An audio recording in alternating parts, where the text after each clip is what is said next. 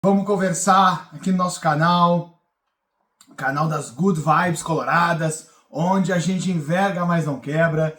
Então, vamos trocar porque hoje domingo de Grenal muito importante pelo Brasileirão, e a gente tem que conversar bastante sobre esse jogo, né? Antes de mais nada, vai lá, deixa seu like, né? Também se inscreva no canal, venha pra cá, venha pro Pensamento Positivo, as Good Vibes Coloradas, né? Onde, como eu disse, a gente enverga, mas não quebra.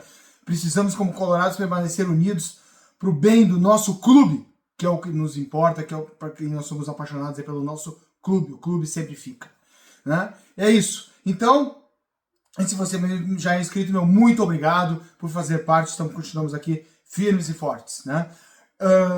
Então vamos conversar, vamos trocar essa ideia, vamos falar sobre mais um Grenal na vida de todos nós. E então, antes de mais nada, solta a vinheta!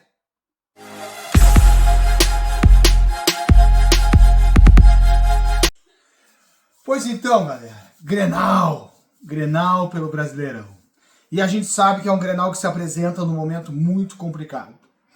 Um momento realmente difícil do Inter, depois de eliminações de Copa do Brasil para Fluminense, né? Depois de 3 jogos eliminados da Libertadores, e ainda com o jogo do Brasileirão no meio, com 3 derrotas para o Flamengo. Depois tivemos ainda agora, no retorno Brasileirão, uma derrota para o Cruzeiro. Então o Inter vem aí de insucesso, de desclassificação. E eu queria também trazer que no meio de tudo isso, a gente tem que ver que a situação do nosso técnico, do Roger Machado, realmente ela se coloca em xeque, porque é assim que funciona. Se a gente não está vendo expectativa, se a gente não está vendo o grupo responder, e principalmente a minha análise, o que mais faltou nesses jogos do Inter, ainda além do grupo curto, vamos dizer, das poucas peças que nós temos, ainda mais nesse momento que a gente teve saídas aí de jogadores, né, com poucas chegadas, quase nenhuma. Mas além disso, o que mais chama atenção é a falta de competitividade, né? É claro que eu também tenho que ter uma análise aí, a gente aqui, porque o nosso aspecto aqui é da gente tentar enxergar os fatores positivos nos quais a gente pode ainda se alicerçar e se fundamentar, sem, obviamente, perder o senso crítico, né? Porque só assim a gente pode buscar melhorar, e sabemos do quanto o Internacional é gigante e merece estar muito acima do patamar que hoje se encontra. Mas é uma verdade que o Inter, nesses jogos, aí, como eu descrevi, o Inter enfrentou grandes times, né? Colocaria o Fluminense naquele momento até numa situação de igualdade com o Inter, né? Nada além do que o Inter, e depois o Flamengo, sim, o Cruzeiro mesmo fora, com o momento que vem atravessando.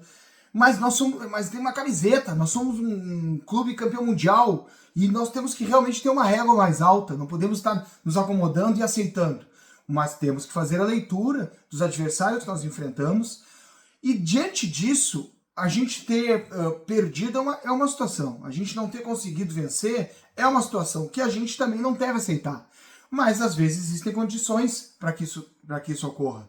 O que não pode é que tenha faltado competitividade, né? Que o Inter tenha perdido de uma maneira, né, que parece que já estava fadado a derrota, entrou e assim aconteceu. Não pode ser. Isso que nós não podemos aceitar. Isso não está no nosso DNA. Isso não é a formação do Inter. O Inter pode jogar com quem for, pode jogar com o Barcelona, né? O melhor Barcelona. Tem que ir lá e competir, brigar, lutar. É assim que tem que ser. E é isso que mais machuca, é isso que mais a gente sente, né? É de tu ir para um jogo onde com descrédito da competitividade, da possibilidade da reversão do jogo. Isso é o que mais. E isso passa muito pelo comando. É essa a questão. Porque o comando, além de ter as questões táticas e técnicas, ele tem que trazer para o grupo esse poder de reação, né? Esse entendimento dos desafios. E é isso que parece que talvez está se esgotando, tenha se esgotado. Eu ainda não quero acreditar, vamos dizer, né? Porque acho também que essas mudanças a toda hora, o trabalho, né? A gente traz, quem é que vai trazer, quem é que vai vir, né? Recomeço, será que vai ser? A gente tem tantas histórias aí, então também eu fico com esse pensamento de que às vezes a gente tem que quebrar um pouco esse ciclo vicioso. Mas para isso é preciso ter alguma resposta dentro de campo, é preciso ter. Então eu trago para a gente refletir de que realmente foram enfrentamentos duros e difíceis, mas o que o Inter não competiu, né? Porque nesse meio do campo, o Inter foi lá, ganhou do Santos, fora de casa, acho que o Bragantino, o Fortaleza quando veio aqui nós ganhamos, né? Claro, cumprimos esse papel de maneira até não tão, principalmente com o Fortaleza aqui, talvez tinha que ser mais tranquilo do que foi, mas nós estamos muito aquém do que queremos, do que merecemos, do que podemos, acredito eu, né? E agora temos colocado neste momento um Grenal, né? Um Grenal que por si só já é um campeonato à parte, como eu digo. Mas neste momento colocado desta forma, pelo nosso ângulo, porque também tem o ângulo do adversário, que também vem num momento complicado, talvez até mais do que o nosso, mas eles como nutrem expectativas futuras de mudanças, né, por aspectos deles que eu não vou adentrar, eles parecem que estão mais conformados né, com esse momento de derrotas e momentos do time deles, né, numa pontuação até abaixo da nossa tabela, beirando zona de rebaixamento, do que nós que realmente estamos resignados, estamos indignados, porque não é o lugar do Inter, né, que nós queremos e nós almejamos. E vamos para esse Grenal dessa forma, que realmente é assim o futebol, é um momento decisivo. E para isso, nós temos que ver dentro de campo uma superioridade colorada. Né? Trata-se de um Grenal, respeito ao adversário, a camiseta do nosso tradicional adversário, os embates a gente sempre sabe que em Grenal se modifica tudo, mas o Inter tem que fazer valer. Inclusive, a sua jornada, eu acho que são 8 Grenais que o Inter não perde. E nós temos que manter este fator, além do que na história, né? O Inter realmente lá, desde eu acho que dos anos 40, que o Inter tomou a dianteira em vitórias em Grenais e se mantém assim, com uma larga margem até hoje. E o jogo é na nossa casa, é no Beira-Rio. A gente sabe que dentro do Beira-Rio nós temos tido também revés, o que é mais dolorido ainda. Mas é a nossa casa e nós temos que fazer valer. Os jogadores têm que entender, a comissão técnica, para que a gente entre dentro de campo com esse espírito, né? Faça valer o nosso maior tempo que tem com esse grupo, e nós temos que fazer valer e nos impor dentro de campo. Para isso, o Inter no jogo de hoje talvez vá fazer. Eu não gosto de muitas mudanças quando tu vem com uma engrenagem, chega para um jogo importante e tu faz uma mudança tática expressiva, como é tu passar de um 4-4-2, de um 4 de um 4-3-2-1 que o Inter pode estar jogando e tal, passar para um jogo de 3 zagueiros, de um 3-5-2, essa é uma mudança mais radical. E para isso acontecer, tem que estar muito bem treinado. E é uma expectativa de que isso aconteça. Bom, o que eu digo sobre esse esquema? Se ele estiver muito bem treinado, eu acho até que vale em relação a maior potencialidade de meio de campo. Porque esse esquema, ele pode parecer, mas vamos jogar retrancado dentro de casa, vamos botar 3-5-2, vamos jogar defensivo? Não! Esse esquema... Perdão. Esse esquema não necessariamente quer dizer isso. Às vezes é o contrário. Porque tu posiciona 3 zagueiros, tu libera um pouco mais os laterais para se incorporar mais ao meio de campo, e consegue liberar os atacantes. Então ele pode até se tornar, se bem executado, num esquema mais ofensivo, né? Porque se tu deixa de jogar com uma linha de 4 para jogar com uma linha de 3. Com isso tu acrescenta do meio para frente, né? Então, sobre este aspecto, jogar com 3 zagueiros, deixando a linha de 4 para ter maior formação de meio de campo e chegada na frente, passa, se bem executado, a ser um esquema até com potencialidade ofensiva, né? Mas isso tem que estar muito bem treinado. Se o Inter for neste esquema que se aventa dos 3-5-2, que eu digo que ele pode ser realmente, pode dar certo, né? Diante das características dos jogadores que nós temos. Ele poderia formar com a volta do mercado, que seria muito importante, até pela personalidade, pelo que o mercado traz, né? Além de quando ele retornou, depois se machucou de novo, ele voltou bem.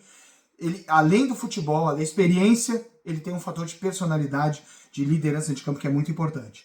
Aí o Inter jogaria nesta formação com o Rocher, né? Aí teria o Vitão, Mercado e Juninho, tá? Aí teria que ver como é que funcionaria ali o quem faria. Eu acho que o jogo seria assim: Vitão, Mercado e Juninho. Exatamente assim, imagino eu, né?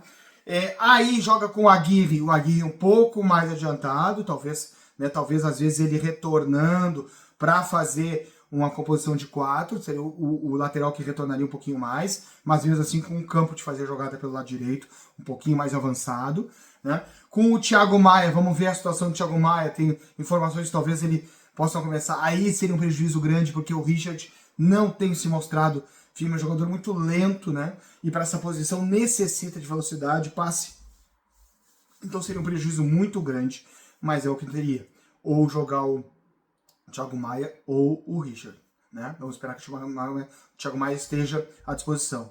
Numa segunda posição, o Alan Rodrigues, né? Que também veio da semana, parece com algum probleminha, mas as últimas informações são de que ele se recuperou, deve estar jogando ali, né? Se não, entraria o Bruno Henrique, que realmente já vinha numa curva descendente, mas vamos ver então que o Alan Rodrigues possa compor, né?